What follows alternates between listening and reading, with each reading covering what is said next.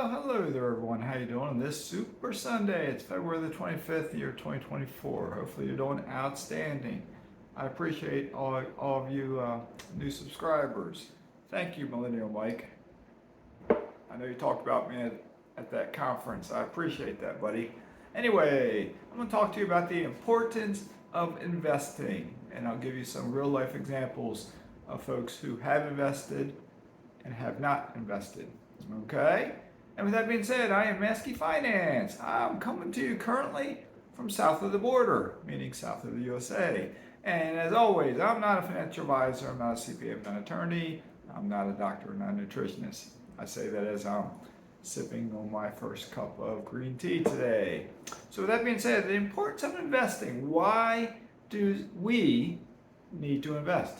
Why does literally almost every single person out there need to invest, no matter what their income level is? Why is it so important to invest? There's a variety of reasons.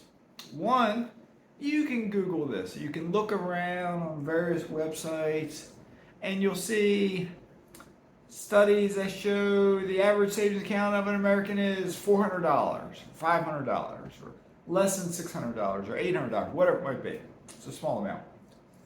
You'll see something like the average 401k balance is, maybe the average is 25,000 or 50,000 or for the various age ranges.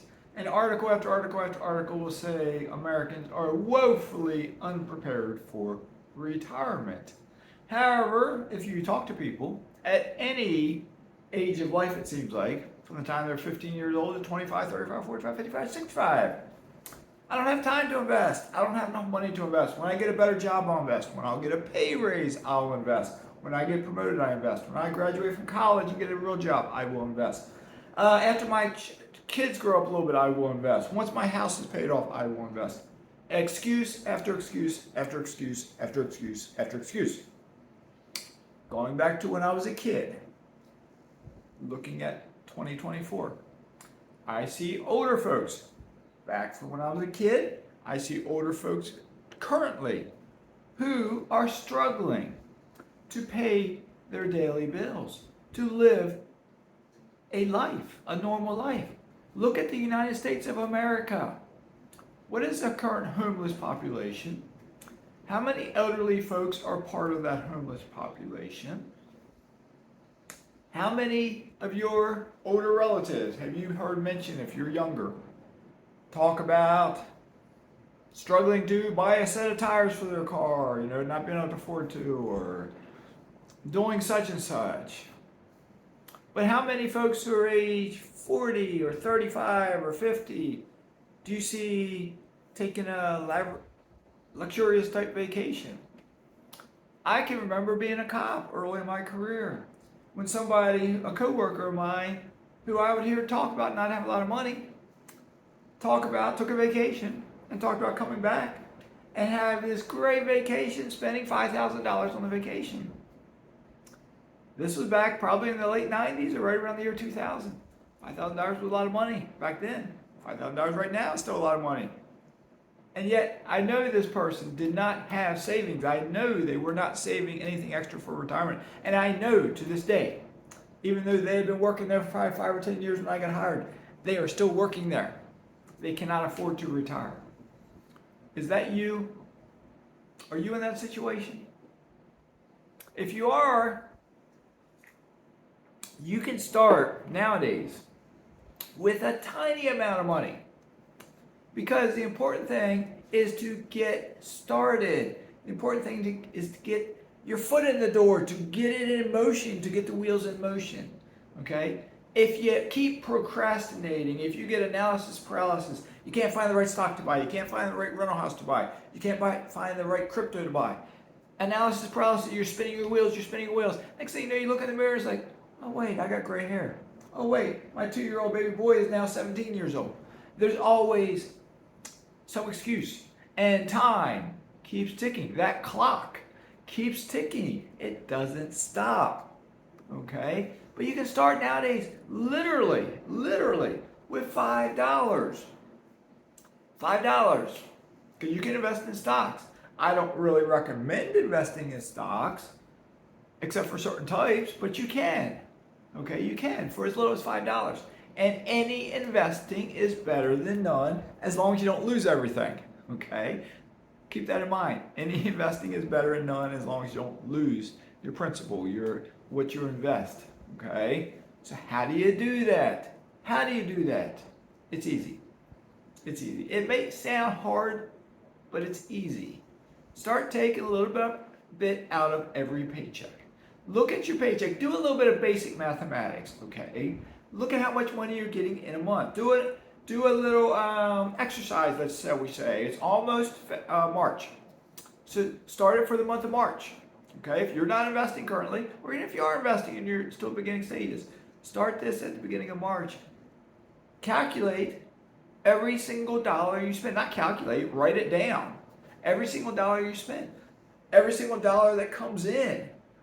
What's coming in, what's going out? What do you have left over? All right, if you're negative, there's a problem. There's a problem. If you're breaking even, spending everything every month, there's a problem. There's a problem. If you're coming out ahead $100 every month, okay, now we're doing something. We're doing something. $100, you can work with that. You can work with that. All right. But you got to start with looking at, it's that dirty word called budget. You got to start looking at your budget. All right. All of us make a certain amount of dollars. All of us have a certain amount of expenses. We have to spend less than we make. We have to. If you're making $12,000 a year, spend less than you make. If you're making $200,000 a year, spend less than you make. And believe it or not, the folks who are making $200,000 a year cannot always spend less than they make. Hopefully they can, but there are those who can't. People, it's that lifestyle creep. All right? It's that lifestyle creep. I've said this before on my channel, I'm a multimillionaire. Look at the shirt I'm wearing. How old is this thing? How old is this thing? You know? I don't spend a lot of money on extra stuff. Clothing, it's a shirt. Okay, the shorts I'm wearing, how old are they? I don't know. They're my flip-flops. How old are they? I don't know. I've had them for a while. Okay, yes, I buy new stuff periodically. Yes, I do spend money. But at the same time, I don't spend too much. I was in a thrift store this week. Bought a shirt for $3. Okay, it's a button-down shirt. I'll probably wear it in some future video, and I'll tell you this is my $3 shirt I just bought. Okay, there's some bird hanging around my pool. For some reason, he's kind of dancing. I think it's kind of like that. I think it's that springtime. They're looking for their mate maybe, and they start acting a little bit weird. Okay, but you gotta start with $5 a month, $25 a month, $100 a month, $150, $200 a month. And as I've always said on my channel, the greatest way to create wealth is through investing in real estate for just the average Joe and Jane. The greatest way to wealth is with investing in real estate. Okay? And you can say, well, Mazske, I don't know how to invest in real estate. Well, Mazske, I can buy an ETF like a REIT, an REIT, Real Estate Investment Trust. I can buy into that. Yes, you can. Yes, you can. That's part of investing in stocks. You can buy a REIT. You can buy ETFs. You can buy a REIT that might be paying you, I don't know, 6% a year, 7% a year, 8% a year, maybe. Plus, maybe you get a little bit of capital appreciation. Okay. It's an indirect way of being a real estate investor. You're not a real estate investor. It's just an indirect way. And at least you're getting a positive return. But you can't guarantee it because you can never guarantee any investment. Okay. But if you're making that if you're saving that $100 a month currently, or you're saving that $25 a month currently, the goal should be to increase the amount you save. How do we do that? How do we do that? If you keep your budget for the month of March, you will find in there money you spend on extra stuff. Maybe you're buying your daily cup of green tea at Starbucks.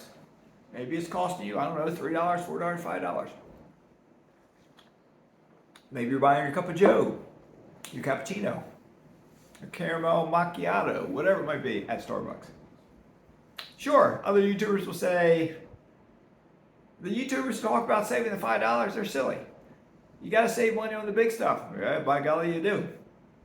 But you also got to save money on the little stuff until you get your budget under control. Once you get your budget under control and you can spend less than you make, then Go to Starbucks. Spend it on the little stuff because you've learned how to save money on the big stuff. What do I mean by saving money on the big stuff? Jack, you texted me recently. Easiest way. When you want to get into real estate and you just don't have a lot of extra money, but you need a place to live. Maybe you're renting, maybe you have a house already that you got a mortgage on. So you need a place to live. If you have a house already that you have a mortgage on, can you rent out the basement? Can you rent out a spare bedroom? Can you rent out a casita in the backyard? Can you somehow produce income from your house because your house is costing you money? It's a mortgage you have to pay. Can you somehow get money in to offset that mortgage? If you have not bought a house yet, or even if you bought a house and you're struggling, you don't have an extra space to rent out. The mortgage is it's around your neck, it's pushing you down. What do? Well, maybe you try to sell it. Maybe you keep it turned into a rental. Maybe you try to sell it. But can you buy, Jack, a multifamily home, a duplex, a triplex, a fourplex? Can you buy a multifamily home? If you do, you can live in one unit. You can get a first-time homebuyer's loan, right? You can use a VA loan to buy it. You can get the 3.5% or the 5%, whatever the mortgages are now, to buy it. Even though it's an investment property, because you're living in it. Normally with an investment property, you got to put 20% down with a mortgage. But because you're living in it, you can put less down. Okay, that's a cool thing. Less money out of your pocket. So you buy that duplex, that triplex, that fourplex. You move into one unit. You have other tenants. Those tenants will either pay, depends on if it's duplex, triplex, or quadplex, and depends on what the rents are and what your mortgage is. They will either pay part of your mortgage, all of your mortgage, perhaps all of your mortgage, and give you extra money in your pocket, shall we say. Okay? In your pocket. All right? Now, there's more to real estate investing than just what I said. Real estate investing can be stressful at times. Because if you do buy that duplex, triplex, quadplex, or you turn your single family home into a rental house, you now have to learn how to manage tenants, unless you hire a property manager. If you hire a property manager, run the numbers on your investments. If it's a quadplex, could you find a property manager, tell them that you're buying this, tell them you don't want your tenants to know you're the owner, and they become the property manager. They collect the rents. They don't collect your rent because you live there. But then they collect the rents. They're the property manager. They handle minor emergencies like the clogged sink or whatever it may be. They handle that kind of stuff. Or you self-manage yourself. You self-manage it yourself because then you're not paying the property manager. But now you got to deal with the tenants. You got to deal with the clogged toilets and whatnot. But to do this, remember I mentioned you had to put 3.5% down or 5% down? You have to do whatever you can to save up additional cash reserves. Because the day will come, maybe it's next week, maybe it's next month, maybe it's 20 years from now. That building's going to need a new roof. It's going to need a new sewer line. It's going to need new water lines. It's going to need a new kitchen faucet. It's going to need a new toilet. It's going to need paint, flooring. It's going to need something. So you better learn how to run your numbers. I have videos on run numbers, and I will make future videos on it because this video is getting long, and I'm not going to cover it all here. But basically, out of your rent, hold out, say roughly 20% for vacancies, repairs, and capital expenditures. Hold out money for your property manager. Make sure you pay all your taxes and insurance. You got to pay tax and insurance. Pay your mortgage. Whatever is left over after paying everything, maybe you got to pay to cut the grass. Maybe you cut the grass if you got to cut grass. Maybe you shovel the sidewalk, maybe. But that's your back. Do you want to do that or do you want to pay somebody? Anytime you pay somebody, keep the receipts, keep the statements because it's a write-off with real estate, okay? But you don't need a lot of money to get started. Remember I talked about $5 a month. You can get an app, Robinhood or some other app, maybe Schwab. I'm not sure Schwab's minimum amount where it is. But you can spend $5 with some of these, a variety of different companies. And you might have to spend a little bit more to open the account, but you can put a little bit in and you can buy fractional shares. Okay? You can buy ETFs. You can buy dividend paying stocks. I own a few dividend paying stocks. Why do I like dividend paying stocks? Because they're giving me a cash return. I take that cash and I reinvest it automatically So, but I look at it every time I get a dividend. Every time I get a dividend, I reinvest it. My next dividend comes quarterly, well, for the most part, is a little bit more. Because now I own a little bit more in shares. Maybe I only get a 0.02 piece of a share, but that gave me maybe an extra 20 cents of my dividend. I'm giving a small example. And then the next quarter, when I get the other slightly increased dividend, I have a little bit more of a share. And so the next time my dividend is even more. And then I buy Dividend Aristocrats. They have increased their dividend consecutively for like 25 years. Some of them might be for 50 years. And so maybe once a year, they increase the amount of dividend they're paying. So they're paying me more, and now I'm buying even more of a fractional share, or maybe a whole share each time, whatever it may be. And each quarter, I'm getting a larger payment. Start this when you're young. Periodically put money into your account and buy more dividend-paying stocks. I have dividend-paying stocks. I have one stock paying me something like 9.6 or 9.7%. I know the company. You know the company. I won't mention it just today. I'll mention it in another video. Because I used to work for the Motley Fool, just so you know. I was a consultant, a contractor, not a consultant. And I became quite knowledgeable about stocks. Okay, so I know a little bit about how to buy and sell them, just a bit. Okay, I'm not an expert. But even when I was working for the Motley Fool, I learned this. Real estate is the greatest way to increase your wealth.